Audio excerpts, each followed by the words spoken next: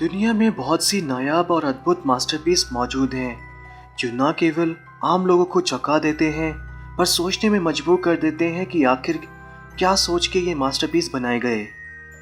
लेकिन दुनिया में कुछ ऐसे भी दिमाग हैं जिन्होंने इन पेंटिंग्स और मास्टरपीस में छुपे हुए रहस्यों को ढूंढ निकाला। चाहे वो लास्ट सपर पेंटिंग में छिपा हुआ संगीत हो या फिर मोनालिसा की आंख में छुपे हुए लेटर्स और नंबर्स। आज इस वीडियो में हम 10 ऐसे ही पेंटिंग्स और मास्टरपीस लेकर आए हैं जिनके पीछे के रहस्यों की गुत्थी सुलझाने का लोग दावा करते हैं।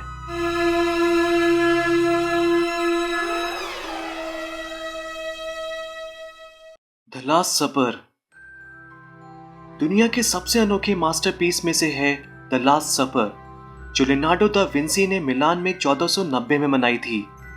इटली के संगीतकार यूनानी मारिया पौला के अनुसार अगर म्यूजिकल स्केल को इस पेंटिंग में बनी टेबल, हाथों और रोटियों से जोड़ा जाता है तो एक 40 सेकंड की म्यूजिक टोन निकल कर आती है जो अपने आप में एक रहस्य है।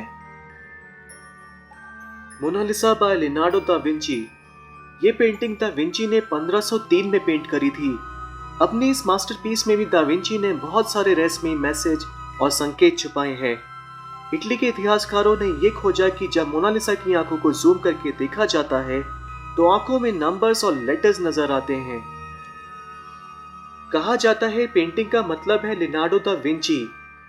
साथ ही पेंटिंग में बने ब्रिज में 72 और 149 नंबर नजर आते हैं, लेकिन आज तक कोई भी इतिहासकार इन नंबरों के पीछे का रहस्य पता नहीं कर पाए हैं। आपको क्या लगता है इन नंबर्स का मतलब क्या हो सकता है?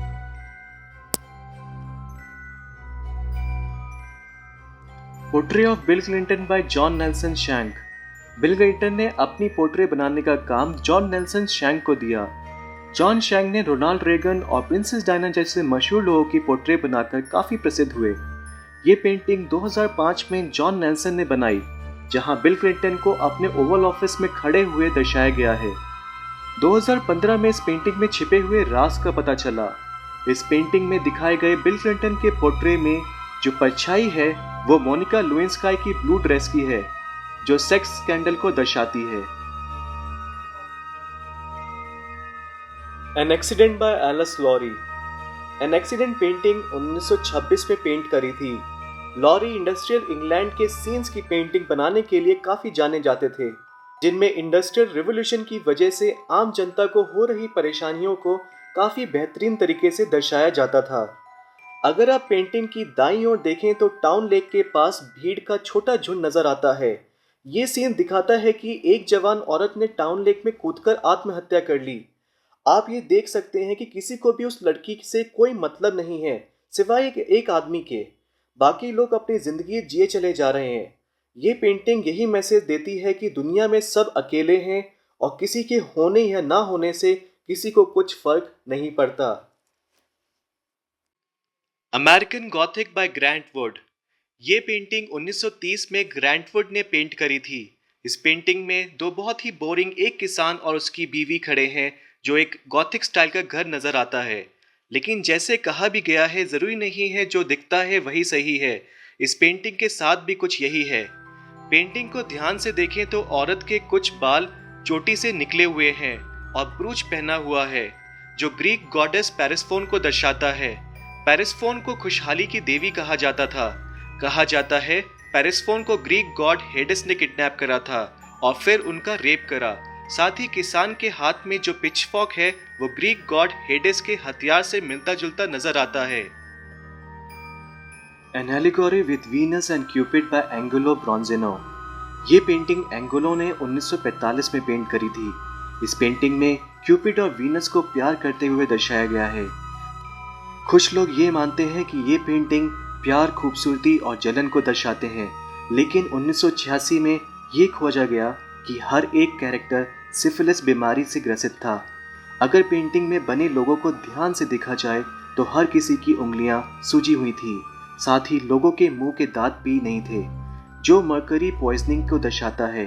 पेंटिंग में वीनस और क्यूपिड भी सिफिलिस बीमारी से ग्रसित नजर आ रहे हैं। Cafe terrace at night by Vincent van Gogh. कहा जाता है कि cafe terrace at night painting की प्रेरणा विंसेंट वैन गॉग को दा विंची की लास्ट सपर से ही मिली थी। अगर ध्यान से इस मास्टरपीस को देखा जाए तो आप पाएंगे कि गोलाकार टेबल में कुछ 12 लोग बैठकर खाना खा रहे हैं और बीच में एक लंबे बाल वाला इंसान खड़ा है जो जीसस की तरह लगता है। साथ ही इस पेंटिंग में बहुत ढेर सारे क्रॉस के निशान हैं, स्पेशली जीसस जैसे दिखने वाले इंसान के पीछे बनी खिड़की में क्रॉस का निशान साफ नजर आ रहा है, जो अपने आप में एक रहस्यमयी है। The creation of Adam by मिचेलैंजेलो।